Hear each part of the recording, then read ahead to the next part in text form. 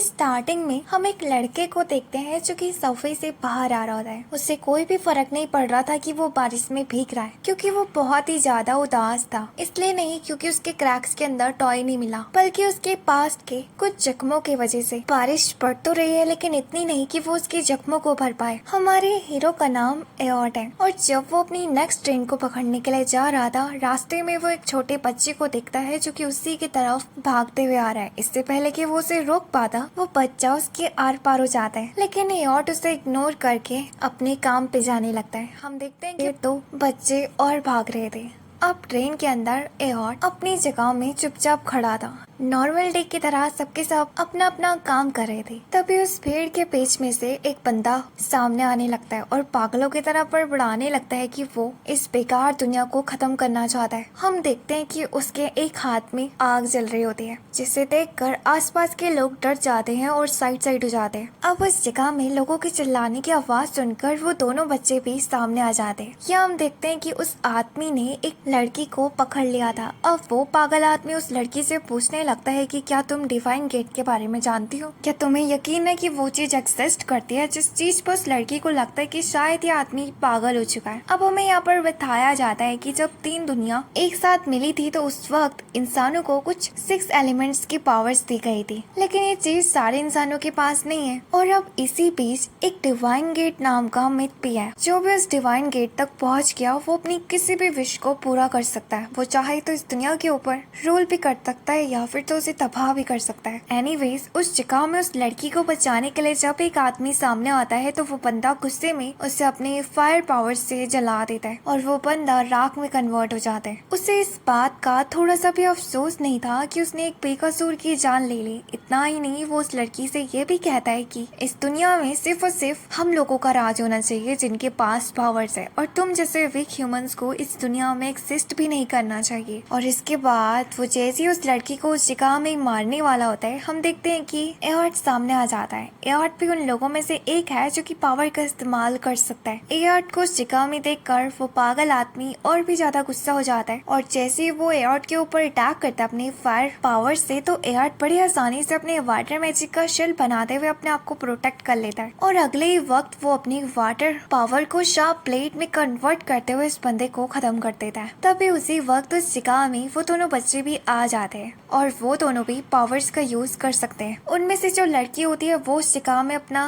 Card बाहर निकालते हुए एयॉर्ट से कहते हैं कि हिलना भी मत, हम वर्ल्ड काउंसिल से यहाँ उसे अरेस्ट करने आई है। तभी उसी वक्त हम देखते हैं कि वो तीनों के तीनों ही अलग ही डायमेंशन में जाकर टेलीपोर्ट होते हैं, जहाँ अब उन लोगों के बीच मुकाबला होने वाला था। लेकिन एयॉर्ट लड़ने से साफ इनकार कर देता है और उस जगह से चले जाता है। तो जिस चीज को देखकर वो लड़की उससे कहती है कि तुम भाग नहीं सकते हो, अगर तुम बिना सवालों का जवाब किए हुए ऐसे चले जाओगे तो तुम हमारे रूल्स को वायलेट कर रहे हो। लेकिन एयॉर्ट को उन रूल्स से घंटा फर्क नहीं पड़ता और ये कहते हुए उस जगह से चले जाता है। यहाँ हम उस लड़की को देखते हैं जो कि उस बंदे को चेक करती है और अपने साथी से कहते हैं कि जाने दो उसे, हमें वो क्रिमिनल मिल गया है जिसके लिए हम यहाँ पर आए थे। यहाँ हम एयॉर्ट को देखते हैं जो कि और भी ज्यादा उदास है। हम देखते हैं कि उसे बारिश से कितनी नफरत है, लेकिन तब भी वो बारिश में भीग रहा है क्योंकि बारिश उसके पेरेंट्स की डेथ से जुड़ी हुई है। तभी उसी वक्त वो बच्चा वापस से आ जाता है जिसे सिर्फ और सिर्फ एयॉर्ट ही देख सकता है। अब हमें मालूम पड़ता है कि जो एयॉर्ट है वो उस डिवाइन गेट से जुड़ा हुआ है। तो उसी तरफ हम उस वर्ल्ड काउंसिल की अकेडमी को देखते हैं जहाँ पर कि उन दोनों बच्चों को प्रेज किया जाता है क्योंकि उन्होंने उस क्रिमिनल को पकड़ दिया जो कि सबवे के अंदर लोगों को हर्ट करने वाला था। लेकिन उन दोनों बच्चों को मालूम था कि ये काम तो एयॉर्ट का था, लेकिन इसके बावजूद भी वो उन लोगों को सच्चाई नहीं बताते जब तक कि उन्हें प्रेजिंग्स मिल रही है लोगों से।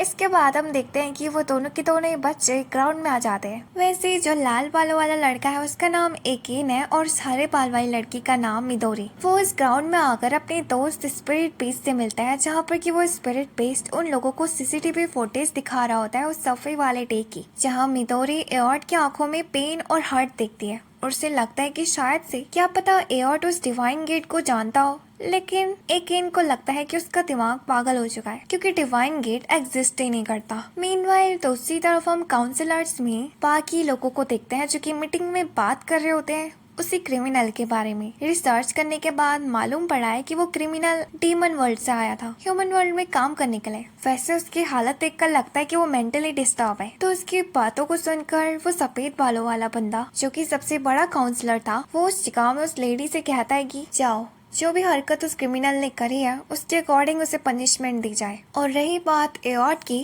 तो वो लड़का मुझे बड़ा इंटरेस्टिंग लगा। जाओ जाकर उसे हमारी एकेडमी में ज्वाइन कर दो क्योंकि उसे मारना हमारे लिए एक वेस्ट हो सकता है। अब इसके बाद हमें एयॉट का प्रेजेंट स्कूल दिखाया जाता है जहाँ पर एयॉट को देखकर हमें मालूम पड़ता है कि कोई भी स्टूडेंट उससे बात नहीं करता और न ही उसके पास आता है। उन्हें ऐसा लगता है कि एयॉट ने अपने पेरेंट्स को मारा है। इतना ही नहीं, क्लास में ये भी रूमर्स है कि वो एक साइको मॉन्स्टर है। एयॉट पहले ही इतने ज्यादा पेन में है और उन लोगों की ऐसी बातों को सुनकर उसके अंदर गुस्से की आग और भी ज्यादा जलने लगती है। वो चाहता था कि बस कुछ भी करके ये दुनिया खत्म हो जाए। या हम अकेन और मिडोरी को देखते हैं जो कि अपने टीचर से मिलने के लिए जाते हैं, जहाँ अकेन मुंह चलाने की वजह से उसकी टीचर उसे पनिश करती है। या उसकी टीचर उन लोगों को समझा रही होती है कि एयॉट को हमारी एकेडमी में ज्वाइन होने के लिए रिक्रूटमेंट लेटर भेजा है, लेकिन उसने मना कर दिया। यहाँ पर वो मिडोरी और अकेन को उस जगह में टास्क देती है कि कुछ भी करके वो एयॉट को एकेडमी ज्वाइन करने के लिए मना ले। तो जिस बात पर अकेन कहता है कि तुम्हें क्यों लगता है वो हमारी बात को मानेगा, और वैसे भी उसका नाम कहीं सुना सुना लगता है। थोड़ी और रिसर्च करने पर उन्हें मालूम पड़ता है कि एयॉट कुछ सालों पहले न्यूज में फेमस था क्योंकि उसने अपने ही पेरेंट्स को मार दिया था। यहाँ दूसरी तरफ हम एयॉट को देखते हैं जो कि वापस से वाटर स्पिरिट से मिलता है, जहाँ वो उसे मनाने के लिए आई थी कि वो एकेडमी को ज्वाइन कर ले, लेकिन एयॉट का आंसर अभी भी सेम ही था, नो। तो इस बार वो उससे कहती है कि क्या पता तुम्हारा थोड़ा बहुत दर्द कम हो जाए, एटलीस्ट ट्राई तो कर सकते हो। और अगले सीन में हम एयॉट को हेडमास्टर आर्थर के पास देखते हैं, जहाँ आर्थर उसे एक तरह का डिवाइस देता है जिसे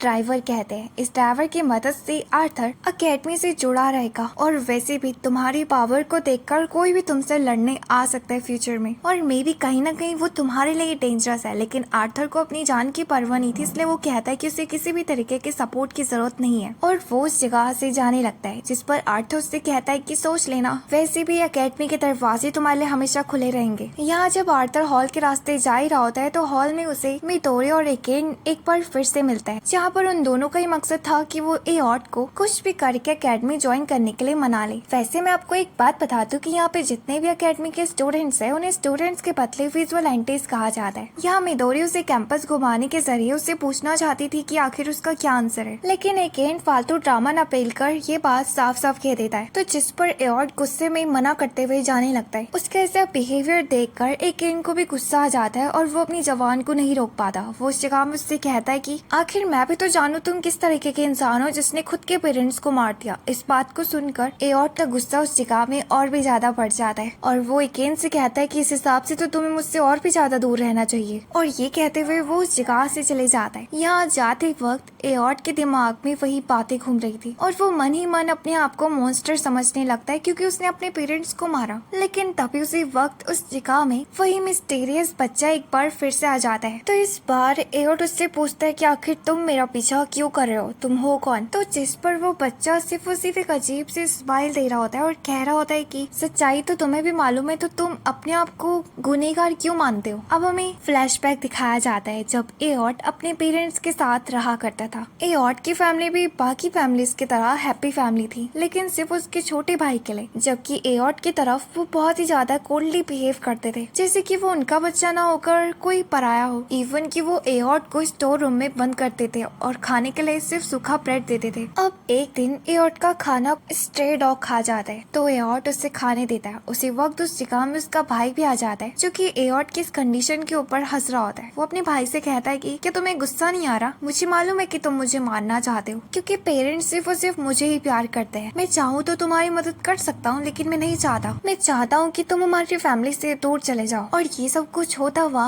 वो बच्चा भी देख रहा था। यहाँ दूसरी तरफ हम आर्थर को देखते हैं, जो कि डिवाइन गेट के पास जा रहा होता है, और वो फाइनली फाइनली डिवाइन गेट को छू भी लेता है। लेकिन डिवाइन गेट के दूसरी तरफ की दुनिया इतनी भी ज्यादा अच्छी नहीं है, वहाँ अब सब कुछ बर्बाद हो चुका है। और तभी उसके बाद हमें एकेन के पास्ट के बारे में बताया जाता है, जहाँ पर हम एकेन के फादर को देखते हैं जो कि कितने ज्यादा स्ट्रॉन्ग है। उन्होंने एकेन को अपनी फायर मैजिक की स्किल चलाना सिखाया है और एकेन बचपन से ही अपने पापा जितना बहादुर बनना चाहता था। और तभी अचानक से एकेन की आँख खुल जाती है क्योंकि उसके दोस्त उसे उठा रहे थे कब से, एक बार फिर से ट्राई करने के लिए एयर्ट को अकेडमी में जोड़ने के लिए। लेकिन एकेन को ये चीज बिल्कुल भी अच्छी नहीं लगती क्योंकि जो बंदा खुद से ही नहीं आना चाहता हम बार बार कहकर उसे कैसे जोड़ सकते हैं। और वैसे भी उसकी सोच मुझसे काफी ज्यादा अलग है क्योंकि एकेन के लिए फैमिली सब कुछ थी और जबकि दूसरी तरफ एयर्ट को फैमिली बिल्कुल पसंद नहीं थी। लेकिन एकेन इस बात को नहीं समझ पा रहा था कि फैमिली सबकी सेम नहीं होती। यहाँ हम अकेडमी के अंदर आर्थर को देखते हैं जिसके पास लोकी नाम का एक क्लोन बंदा आता है। वो उससे कहता है कि मैंने सुना है तुम किसी को अकेडमी में जोड़ रहे हो, आखिर मैं भी तो जानू वो लकी बंदा है कौन। यहाँ पर वो एयॉट की पावर्स को चेक करना चाहता था और इसके बाद हमें एयॉट दिखाया जाता है जो कि स्ट्रे कैट्स को फीड करा रहा होता है। तभी वो मिस्टीरियस बच्चा उस जगह में फिर से आकर एयॉट के पुराने जख्मों को ताजा करने लगता है, उसे याद दिलाते हुए तुम कुछ भी करते हो लेकिन तुम अपने पास्ट को नहीं बदल सकते हो, लेकिन तुम अपने फ्यूचर के ऊपर फोकस तो कर सकते हो। और ये कहते हुए वो उस जगह से गायब हो जाता है। तभी उसी वक्त वहाँ पर मिदोरी और बाकी सब भी पहुँच जाते हैं जहाँ एकेन ने इस वक्त भी मुंह बनाया हुआ था। यहाँ मिदोरी उसे मनाने के लिए आई थी अकेडमी ज्वाइन करने के लिए, लेकिन एकेन को कैट के साथ देखकर वो उसे पूछते है कि लगता है ये कैट्स तुम्हें बहुत ज्यादा पसंद करती है, जिस पर एयॉट कहता है कि नहीं, वो सिर्फ इसलिए मेरे पास है क्योंकि मैं उन्हें रोज फीड कराता हूँ। तो जिस बात पर एक बार फिर से एकेन कूद पड़ता है और उससे कहता है कि अगर तुम वाकई में उन्हें पसंद नहीं करते तो तुम उसे फीड क्यों करा रहे हो। आदमी तभी किसी के बारे में केयर करता है जब वो उसे पसंद करता है, जिसकी बातों पर अब उसके दोस्त उसे समझाने लगते हैं और लड़ाई न करने के लिए कहते हैं। यहाँ पर उन लोगों को बार बार आता हुआ देखकर एयॉट उनसे पूछता है कि क्या वाकई में अगर मैं तुम्हारे साथ काम करूँ तो क्या मेरी जिंदगी बदल सकती है। तो उसकी बातों को सुनकर मिदोरी चुप हो जाती है क्योंकि उसके पास सवाल का जवाब नहीं था। यहाँ दूसरी तरफ एकेन की खोपड़ी सनक जाती है क्योंकि अब वो परेशान हो चुका था कि आखिर ये लोग उसके पीछे ही क्यों पड़े जब वो आना ही नहीं चाहता। और ये कहकर वो अकेले चले जाता है जहाँ बॉन और वो दोनों के दोनों रास्ते में बात कर रहे होते हैं। एकेन आसपास की जगह को देखकर कहता है कि मुझे नहीं मालूम था सिटी में ऐसी जगह भी मौजूद है। यहाँ उन दोनों की बातचीत के जरिए हमें मालूम पड़ता है कि एकेन ने अपने फादर को खो दिया था। काउंसलर्स का कहना ये था कि वो लैब एक्सपेरिमेंट में मारे गए, लेकिन एकेन को इस बात पर बिल्कुल भी यकीन नहीं है क्योंकि वो जानता है उसके फादर कितने ज्यादा स्ट्रॉन्ग थे और वो जरूर कुछ न कुछ बात छुपा रहे हैं। और इसी बात को जानने के लिए उसने अकेडमी को ज्वाइन करा था। यहाँ दूसरी तरफ हम उन लोगों को देखते हैं जहाँ पर कि मिदोरी और वो वाटर स्पिरिट एयॉट से कहते हैं कि उसकी बातों का बुरा मत मानो, वो भी तुम्हारी उम्र का है और वो भी उसी पेन से गुजर रहा है जिस पेन से तुम गुजर रहे हो। फर्क बस इतना है वो अपनी फैमिली से प्यार करता है और उसने अपने फादर को खोया है। तो जिस पर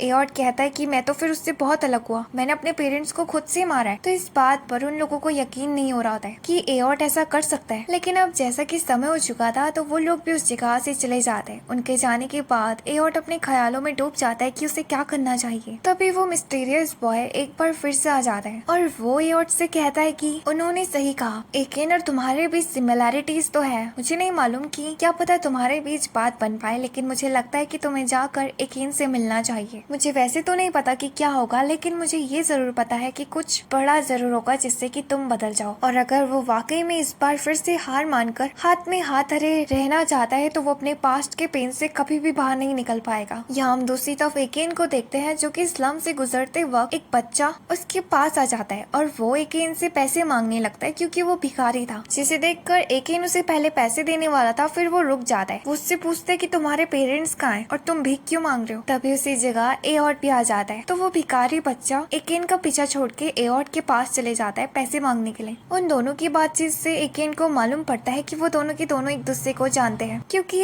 एयॉट रोज उस बच्चे के लिए खाना लेकर आता था और आज वो लाना भूल गया, लेकिन तभी भी वो उसे बाहर से खिला सकता है। इस चीज को सुनकर एकेन को गुस्सा आता है और वो उससे कहता है कि तुम इस बच्चे को बिगाड़ क्यों रहे हो।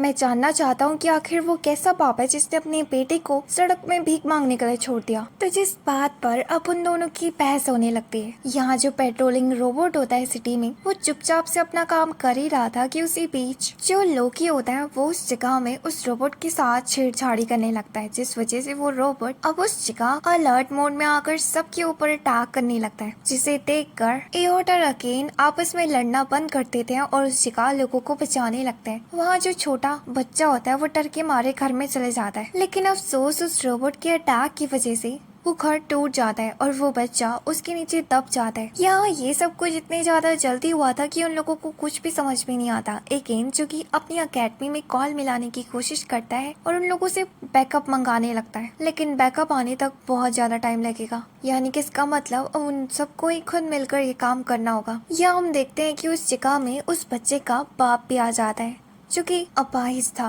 वो चल भी नहीं पा रहा था, बट वो तब भी अपने बच्चे के पास जाने की कोशिश करता है लेकिन नहीं कर पाता। यहाँ एकेन उस आदमी को देखकर उसके ऊपर गुस्सा करने लगता है कि सब चीज के जिम्मेदार तुम हो, ना ही तुमने अपने बच्चे को अकेले छोड़ा होता और ना ही ये होता। और इस वक्त मुझे समझ में नहीं आ रहा कि आखिर मैं उस रोबोट से लड़ाई करूं या फिर तुम्हारे बच्चे को बचाऊं। तभी वहाँ पर हम देखते हैं कि मिदोरी भी आ जाती है मदद के लिए, जिसे देखकर एकेन की सांस में सांस आती है। वो मिदोरी के साथ उस रोबोट के साथ लड़ने वाला था, जहाँ वो एयॉट से कहता है कि वो जाकर उस बच्चे को बचाए, जिस पर एयॉट एग्री हो जाता है। उसके जाने के बाद हम देखते हैं कि एकेन और मिदोरी अपने अपने ड्राइवर वेपन्स को बाहर निकाल देते हैं और उस रोबोट के साथ लड़ने लगते हैं। यहाँ दूसरी तरफ हम एयॉट को देखते हैं जो कि अपनी वाटर पावर के साथ उस आग को बुझा देता है। और यहाँ दूसरी तरफ अकेन और मिदोरी ने भी उस रोबोट को हरा चुका था, जिसके बाद वो एयॉट की मदद के लिए आ जाते हैं उस बच्चे को मलबे से बाहर निकालने के लिए। और ये काम करने के बाद अकेन उस बाप के ऊपर चिल्लाने लगता है कि आखिर वो किस तरीके का बाप है जो अपने बच्चे को बचाने के लिए आगे तक भी नहीं बढ़ा। उसे ऐसा चिल्लाता हुआ देखकर एयॉट उस जगह में उससे कहता है कि क्या तुम्हें दिखाई नहीं दे रहा कि उनका एक पैर नहीं है।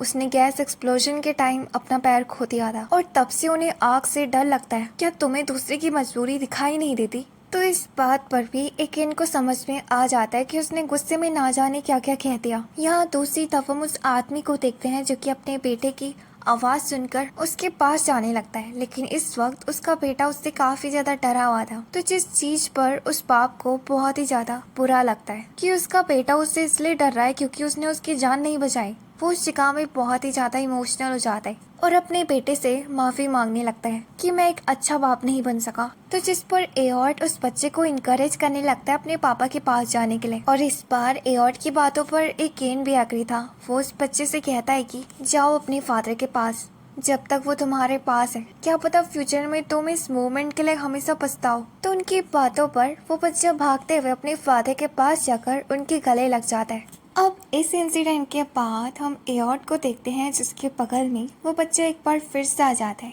अब हमें यहाँ पर एक बात रिवील होती है कि एक दिन एयॉट को अपने पेरेंट्स के चिल्लाने की आवाजें सुनाई देती है और जब वो अंदर जाता है तब तक वो मर चुके थे और उन्हें एयॉट ने नहीं बल्कि उसके भाई ने मारा था। एयॉट जब अपने भाई से सवाल करता है कि आखिर उसने क्यों करा, तो उसका भाई उसका चेहरा देखकर नहीं लग रहा था कि उसे थोड़ा सा भी अफसोस है। वो एयॉट से कहता है कि तुम तो यही चाहते थे ना, तुम्हें तो खुश होना चाहिए कि मैंने तुम्हें हर पेन से मुक्त कर दिया। और इसके बाद वो उस जगह से जाने लगता है। जब एयॉट अपने भाई को रोकने की कोशिश करता है कि अचानक से उसके भाई के पीछे एक डिवाइन गेट खुल जाता है और वो अपने भाई को जाने से नहीं रोक पाता। अब प्रेजेंट में हम एयॉट को देखते हैं जो कि आर्थर के पास आया होता है क्योंकि वो फाइनली एकेडमी ज्वाइन करने के लिए मान चुका था, जिस चीज को देखकर आर्थर काफी ज्यादा खुश होता है कि उसे एक ही दिन दो खुशखबरी मिल गई। पहला कि एयॉट उनकी एकेडमी ज्वाइन करने के लिए मान गया और दूसरा कि उसने डिवाइन गेट की की ढूंढ चुकी है।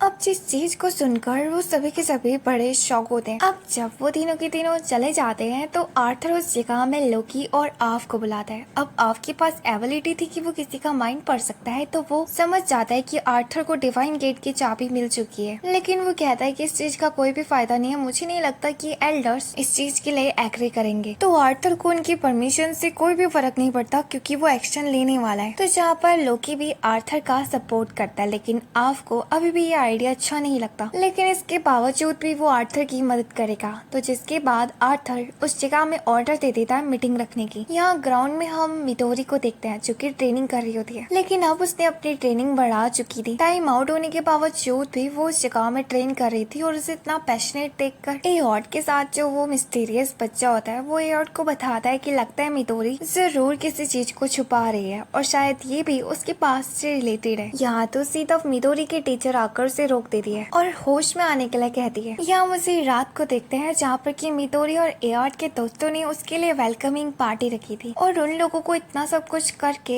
एओर्ड को बहुत ही अजीब फील होता है। वो खुश था कि उसे कोई अपने मिले, लेकिन उसे डर था कि वो चले जाएंगे। पार्टी खत्म होने के बाद हम देखते हैं कि मितोरी उस जगह में साफ सफाई कर रही होती है। बाकी सबके सब जा चुके थे और उसके साथ वहाँ एकेन उसका हाथ बटा रहा होता है। हमें यहाँ मालूम पड़ता है कि मितोरी ने चैलेंज रखा था कि जो भी स्टोन पेपर सीजर में हारेगा वो रुककर सफाई करेगा और अफसोस वो खुद ही हार जाती है और अब उसकी मदद के लिए एकेन को भी रुकना पड़ता है। एकेन मितोरी से पूछता है कि तुम हमेशा खुश तो दिखती हो, लेकिन ऐसा क्यों लगता है कि तुम कुछ छुपा रही हो? वैसे सच बताओ कि तुमने इस अकेडमी को क्यों ज्वाइन करा? मुझे मालूम है कि तुम्हारी भी लाइफ कहीं न कहीं इस डिवाइन गेट से जुड़ी हुई है। तो इस बात को सुनकर अब मितोरी उस जगह में उसे अपना पास बताने लगती है। जब वो छोटी थी तो उसकी एक दोस्त हुआ करती थी और वो दोनों के दोनों साथ में समर फेस्टिवल्स में जाया करते थे और साथ रहा करते थे। जहाँ एक दिन उन्हें मालूम पड़ता है कि डिवाइन गेट नाम की भी कोई चीज एग्जिस्ट करती है और अगर हम कुछ भी विश करें तो वो पूरा हो जाएगा। अब जिस पर मितोरी को इस बात पे यकीन नहीं होता तो उसकी दोस्त कहती है कि मुझे भी नहीं है, लेकिन मैं यही विश करूंगी कि हम दोनों की फ्रेंडशिप हमेशा हमेशा के लिए रहे। तो जिस पर मितोरी उससे कहती है कि इससे विश मांगने की जरूरत है, मैं तुम्हें प्रॉमिस करती हूँ कि मेरी पूरी लाइफ में तुम मेरी सबसे पहली और आखिरी दोस्त होगी। लेकिन मितोरी को नहीं मालूम था कि ये प्रॉमिस उसकी लाइफ को चेंज कर देगा। अब समय के साथ साथ वो दोनों की दोनों दोस्ती बढ़ी हुई साथ में और अपनी हाई स्कूल में उन दोनों की दूरियां बढ़ने लगी जब मितोरी के अपने अलग दोस्त बनने लगे। और इस बार के समर फेस्टिवल के लिए मितोरी के दोस्त उसे अपने साथ इनवाइट करते हैं, जहाँ मितोरी तैयार हो जाती है। लेकिन वो चाहती थी कि उसके बचपन की दोस्त भी आए, इसलिए घर वापस जाते वक्त जब मितोरी इस बारे में अपनी दोस्त को बताती है तो उसकी दोस्त तैयार तो हो जाती है, लेकिन वो कहती है कि मैं सिर्फ और सिर्फ तुम्हारे साथ जाना चाहती हूँ, ना कि तुम्हारे उन दोस्तों के साथ। और वैसे भी तुमने ही तो मुझसे बचपन में वादा करा था कि मैं तुम्हारी हमेशा पहली प्रायोरिटी रहूंगी। तो जिस बात पर मितोरी उस जगह में हिचकिचाने लगती है और इस चीज को देखकर उसकी दोस्त उस जगह से भाग जाती है इमोशनल होकर कि आखिर मितोरी उस प्रॉमिस को कैसे भूल सकती है। अब उस रात मितोरी अपनी दोस्त को मैसेज करती है और उससे सॉरी कहती है, लेकिन उसकी दोस्त उसके साथ समर फेस्टिवल में आने के लिए मना कर देती है, ये कहते हुए कि उसे कहीं और जाना है। और जब मितोरी उससे पूछती है कि कहाँ, तो वो रिप्लाई नहीं करती। फाइनली समर फेस्टिवल वाला दिन भी आ जाता है जहाँ मितोरी अपने नए दोस्तों के साथ एंजॉय कर रही थी कि उसी बीच उन्हें एक न्यूज मिलती है एक बंदी की, जो कि अचानक से गायब हो गई।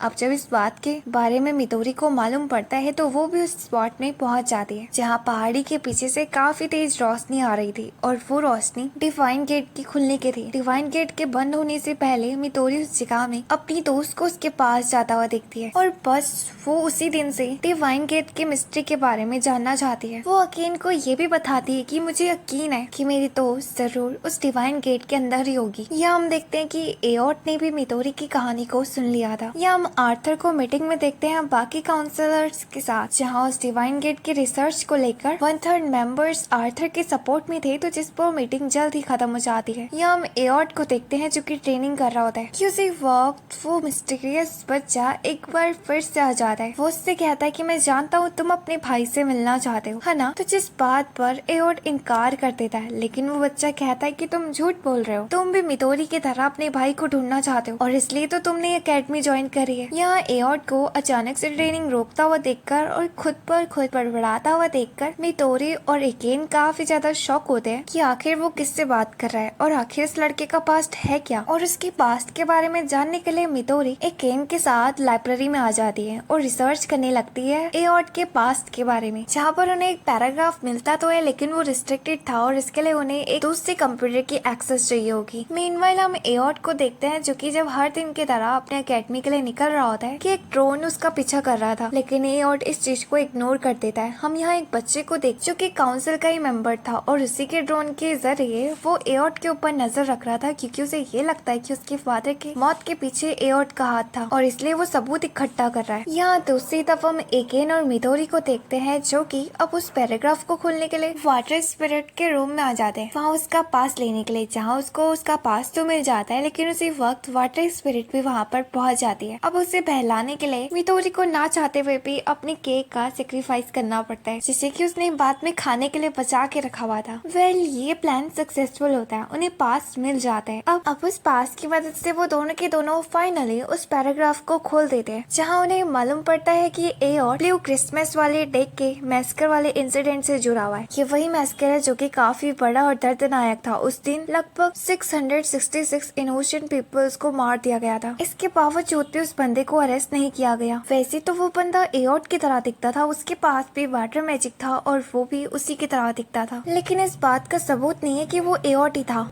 और मिथोरी जब इस केस के डीप जा रहे होते हैं तो उसी वक्त वो पकड़े जाते हैं आर्थर के एक मेंबर के जरिए जिसका नाम बीरू था। यहाँ हम एओर्ट को देखते हैं जो कि जब घर वापस जा रहा होता है उसी वक्त उसे अपने फोन में एक नोटिफिकेशन आता है जहाँ एक अननोन यूजर एओर्ट से कहता है कि अगर वो वापस से नहीं चाहता कि ब्लू क्रिसमस नाइट हो तो जल्दी वहाँ पर पहुँच जाओ। यहाँ हमें बताया जाता है कि आखिर ब्लू क्रिसमस नाइट है क्या। आज से लगभग कुछ साल पहले जब क्रिसमस का टाइम था और सबके सब लोग मॉल में इंजॉय कर रहे थे, उसी वक्त अचानक से लाइट कट जाती है और आसपास सिर्फ और सिर्फ बस्ती है तो चांद की रोशनी। उसी बीच एक बंदा जिसने कि अपने आप को पूरा कवर करा हुआ था वो आकर एक एक इंसान को मारने लगता है। वो भी बड़े बेरहमी से जब एक गार्ड से रोकने की कोशिश करता है तो वो उसे भी मार देता है। वो बंदा बिल्कुल आर्थर की तरह दिख रहा था, उसके पास भी वही स्वाड थी और वही वाटर मैजिक जहाँ वो सारे भागते हुए लोगों का रास्ता आइस से रोक देता है और देखते ही देखते आसपास खून की नदियाँ बहने लगती है। तभी उसी वक्त वहाँ पर एक बंदा आ जाता है जिसके बाल ब्लॉन्ड कलर के थे। वो एओर्ट को देखकर डरता नहीं है और उससे कहता है कि तुम कितने ज्यादा क्रूर हो, तुम्हें किसी को मारते हुए थोड़ा सा भी अफसोस नहीं हो रहा है। तो उसकी बातें सुनकर वो बंदा उस जगह में उस बंदे का मुंह काट देता है ज्यादा बोलने पर। लेकिन अब वो दोनों के दोनों ही साथ मिलकर उस जगह में तबाही मचाने लगते हैं। अब उस मॉल में हम देखते हैं कि बीरू भी मौजूद था अपने फादर के साथ। बीरू उस टाइम पे कम उम्र का था और उसे बचाने के लिए उसके फादर अपने आप को सेक्रीफाइस करते थे और इससे पहले कि वो लोग बीरू को भी उस जगह में मारते, आर्थर और उसकी टीम आकर वहाँ पर उन सब लोगों को बचा लेते हैं। अब सीन प्रेजेंट में शिफ्ट होता है जहाँ पर कि हम बीरू को देखते हैं जो कि मिथोरी और एकेन के सामने खड़ा हो रखा था। वो कहता है कि मुझे मालूम है कि वो बंदा और कोई नहीं बल्कि एओर्ट है और उसका साथी ब्लॉन्ड बालों वाला, मैं उन दोनों को सजा देकर आऊंगा। लेकिन एकेन और मिथोरी उस जगह में बिलीव करने के लिए तैयार नहीं थे कि एओर्ट ने चीज करी। और वैसे भी तुम्हारे पास कोई भी सबूत नहीं है जो कि इस बात को साबित करते कि एओर्ट उस जगह में था, क्या पता उसके फेस में कोई बहरूपिया हो। तो जिस बात पर बीरू यकीन करने के लिए बिल्कुल भी तैयार नहीं था। उसी वक्त हम देखते हैं कि मिथोरी को एओर्ट की लोकेशन मिलती है कि वो बंदा उसी जगह में जा रहा है जहाँ पर के ब्लू क्रिसमस वाला मैस्कर हुआ था। तो वो लोग सबके सब बहुत ही ज्यादा शॉक होते हैं। यहाँ दूसरी तरफ हम एओर्ट को देखते हैं जो कि उस जगह में पहुंच जाता है और वहाँ उसे वही बंदा मिलता है जिसने कि उसे मैसेज करा था और वो बंदा और कोई नहीं था बल्कि वही था जिसने मिलकर उस ब्लू क्रिसमस की रात तबाही मचाई थी। उसका नाम डिंगर था। डिंगर उस जगह में एओर्ट को देखकर काफी ज्यादा खुश होता है और उससे कहता है कि क्यों ना हम एक बार फिर से एक साथ हो जाए। लेकिन एओर्ट इस जगह में डिंगर को पहचानने से मना कर देता है जिस पर कि वो बड़ा शॉक होता है। अब वो भी नोटिस करता है कि एओर्ट कुछ बदला बदला सा है, उसकी आंखों में इमोशन है जबकि पहले नहीं था। तभी उस जगह में बीरू और मिथोरी एकेन भी पहुंच जाते हैं जहाँ बीरू उस जगह में डिंगर को पहचान लेता है कि वो सेंट जीनियस है। अब इस चीज को देखकर डिंगर उस जगह में उनके ऊपर हंसने लगता है क्योंकि वो लोग उसके सामने काफी ज्यादा वीक है। यहाँ पर वो एक ड्राइवर को बाहर निकाल देता है जो ड्राइवर एक रोबोटिक वुमेन में ट्रांसफॉर्म हो जाती है। अब ये नया प्रोजेक्ट था जो कि उसने चुराया हुआ था, वो भी कहीं और से नहीं बल्कि उन्हीं लोगों की अकेडमी से। यहाँ उस रोबोट के पास काफी सारी स्किल्स थी जो कि उन लोगों के ऊपर भारी पड़ जाती है, लेकिन वो सबके सब मिल के काम करते हैं और आपस में बढ़ जाते हैं। जहाँ पर कि हम एओर्ट को देखते हैं वो डिंगर के साथ लड़ रहा होता है। कुछ स्वाट फाइट करने के बाद डिंगर को मालूम पड़ता है कि एओर्ट ये वो एओर्ट नहीं है जिसे वो ढूंढ रहा है। तभी उसी वक्त वो रोबोट उस जगह में एओर्ट के ऊपर अटैक कर देती है डिंगर के ऑर्डर पर। लेकिन एओर्ट भी उसके साथ काफी लड़ने के बाद उस रोबोट का मास्क तोड़ते हुए उसका पूरा कंट्रोल ही खत्म कर देता है जिस पर डिंगर काफी ज्यादा शॉक होता है। लेकिन अब जैसे कि वो हार चुका था तो वो उस जगह से भाग जाता है इससे पहले कि वो पकड़ा जाता। उसके जाने के बाद बीरू एओर्ट के पास आता है और उससे कहता है कि मैं जानता हूँ वो तुम्हारा साथी था और ये बात कबूल कर लो कि तुम ब्लू क्रिसमस नाइट के दिन वही बंदे थे जिसने कितने सारे लोगों को मारा। लेकिन बेचारा एओर्ट उसे तो कुछ भी समझ में नहीं आ रहा था। वो बस एक इंट्रोवर्ट की तरह उस जगह में खड़ा हो रखा था। इवन कि वो हाँ भी बोलने वाला था लेकिन उसी वक्त एकेन आकर उसे रोक देता है ये कहते हुए कि अगर तुमने नहीं करा तो तुम मना कर दो साफ। तभी अचानक से वो रोबोट एक बार फिर से खड़ा हो जाता है जिसे देखकर वो सबके सब उस जगह में डर जाते हैं। लेकिन वो रोबोट गर्ल उस जगह में एओर्ट को अपना मास्टर समझने लगती है जिस चीज पर मिथोरी हंसने लगती है और कहते हैं कि इस बात पर एक सेल्फी तो बनती होती है। वो फोटो खींचकर अपने अकेडमी वाले ऐप में अपलोड कर देते हैं, जहाँ पे कि वाटर स्पिरिट सबसे पहले उन्हें लाइक करती है। इस चीज को देखकर एओर्ट खुश होता है और स्माइल करता है। जिंदगी में पहली बार इन सारी चीजों को हम दूर खड़ा एओर्ट के भाई को देखते हैं, जो कि ये सब कुछ देख रहा था। इस इंसिडेंट के काफी दिनों बाद हम देखते हैं कि एओर्ट और उसके ग्रुप को ट्रेनिंग के लिए भेजा जाता है। जिस जगह पहुंचने के बाद वो देखते हैं कि ये कितनी ज्यादा खूबसूरत है। एक केन इस जगह में अपना दिमाग चला रहा होता है और कह रहा होता है कि अगर वाकई में हमारी ट्रेनिंग होने वाली है तो आखिर अभी तक यहाँ पर कोई सुपरवाइजर क्यों नहीं है। कि तभी उसी जगह में जिंजी बीच में आ जाता है, जो कि दूसरे ग्रुप का मेंबर था, और वो उससे कहता है कि अगर तुम्हारी ट्रेनिंग से पहले ही पड़ रही है तो तुम घर जा सकते हो। इस बात पर यकीन चढ़ जाता है। इससे पहले कि उन दोनों के बीच लड़ाई होती, उस जगह में जिंजी का ग्रुप आकर उसे रोक देता है, जिनमें से एक लड़की का नाम हिकारी था और दूसरी का नाम युकारी। हम यहाँ युकारी को देखते हैं, जो कि एओर्ट के बारे में जानना चाहती थी और वो उसके लिए बहुत ही ज्यादा इंटरेस्टिंग थी। एनीवेज, इसके बाद उनका ग्रुप फाइनली जमीन में उतर जाता है, जहाँ वो सोच रहे होते हैं कि आखिर उनका सुपरवाइजर कहाँ मर गया। तभी उनके सामने एक लड़की आकर खड़ी हो जाती है, जिसने हॉर्स मास्क पहना हुआ था। तो वो लोग उसे इग्नोर कर देते हैं, लेकिन वो लड़की उन्हें बताती है कि वो उनकी सुपरवाइजर है। इसके बाद जब वो मास्क हटाती है तो वो काफी सुंदर लड़की थी और उसका नाम बेडी था और वो आर्थर की टीम की मेंबर है। उसे देखकर जेंजी उसकी बातों को सुनने लगता है और उसे पहला टास्क देने के लिए कहता है। अब जिस पर बेडी एक्सप्लेन करती है कि तुम दोनों को ही अलग अलग ग्रुप में स्प्लिट होकर उस जगह तक पहुंचना है जहाँ पर कि मैंने मार्क किया है। वहाँ पर जाने के लिए तुम्हें चैलेंजेस का सामना करना पड़ेगा। वैसे ये लेवल 1 है तो थोड़ा इजी होगा। अब इसके बाद उन लोगों का ग्रुप डिवाइड होकर दी गई डेस्टिनेशन में जाने लगते हैं, जहाँ जंगलों के बीच से जाते जाते एओर्ट का ग्रुप एक जगह में पहुंच जाता है, जहाँ पे कि बीरू उनका रास्ता रोक देता है। अब ये उनका पहला चैलेंज था, जहाँ पर कि बीरू उन्हें बताता है कि उन्हें पेलू के साथ लड़ना होगा। पेलू एक सुमो रेसलर है और उन लड़कों को उसके साथ 1 वर्सेस 1 करना पड़ेगा, तभी जाकर वो आगे बढ़ पाएंगे। अब जिस पर अकेन उस चैलेंज को एक्सेप्ट कर लेता है। अगले सीन में हम उन्हें सुमो रिंग में देखते हैं, जहाँ पर कि वो सान एकेन को चैलेंज करता है, लेकिन उसकी सूखी हड्डी देखकर वो बंदा एकेन का मजाक उड़ाने लगता है। इस बात से गुस्सा होकर एकेन भी उस जगह में अपनी शर्ट उतार देता है और पेलू के साथ लड़ने लगता है। अब जिस चीज को देखकर मिदोरी को बड़ा वियर्ड लगता है और उस जगह में उसका भी मेरी तरह रियल माइंड एक्टिवेट हो जाता है। मिदोरी एओर्ट से कहती है कि जरा उसे तो देखो, वो दोनों कितने अजीब तरीके से चिपके हुए है ना। यहाँ वो देखते हैं कि एओर्ट भी अपनी शर्ट उतार रहा होता है लड़ने के लिए।